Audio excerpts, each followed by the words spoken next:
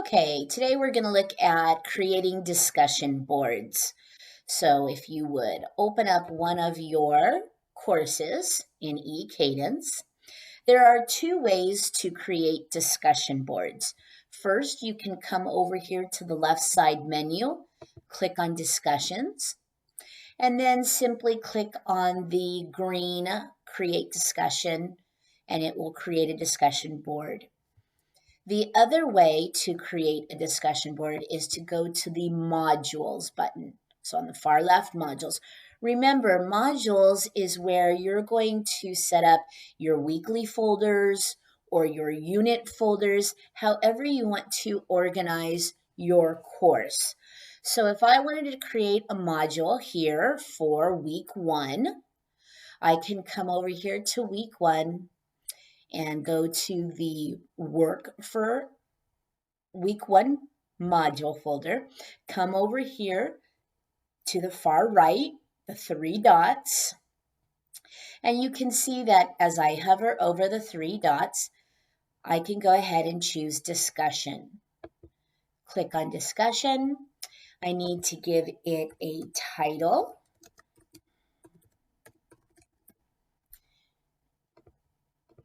And then again, here are those 5C skills.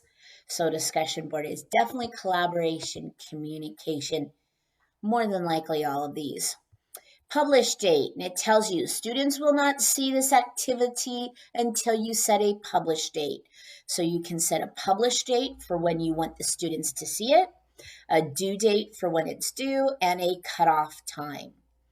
The thing that I really like about discussion boards in Ekadence is that it has a lot of options for you.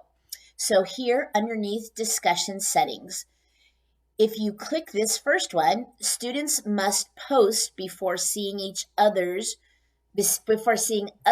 students post. So I really like this feature because it forces the student to make their own post first before they would see any of the other students' post. That helps a lot with getting a lot of responses that are just the same as what somebody else had already posted. You can click to require an audio submission, require a video submission. You can set up a group discussion, either having it randomly create groups from your roster, or if you're going to manually assign them. You can have a one-on-one discussion, meaning that when you click that, students will not be able to see each other's post. They'll only be replying to you. Students can update their posts, and then again, at advanced editor, allow audio submission, allow video. Another really cool feature is you can put a minimum number of words in the initial post and a minimum number of words that they would reply to others. You can choose whether or not you want it graded. Lastly, the really neat thing about the discussion board is underneath advanced settings, must first open.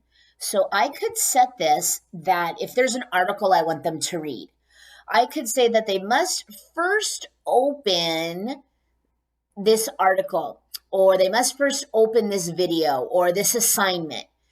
Before they would be able to post, they would have to open an article, a video, an assignment. Or down here, must first complete.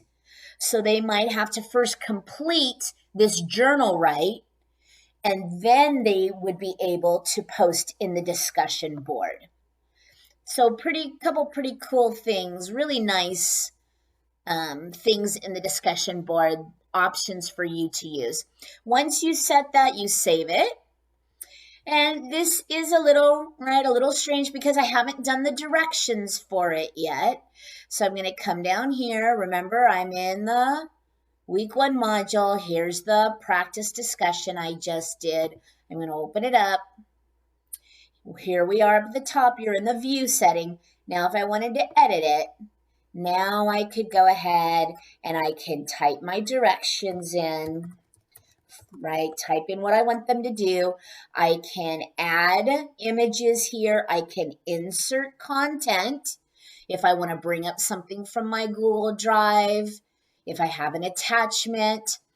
I could put in some questions for them to answer here, right? I can use the insert content and do some questions here if you want that in your discussion board.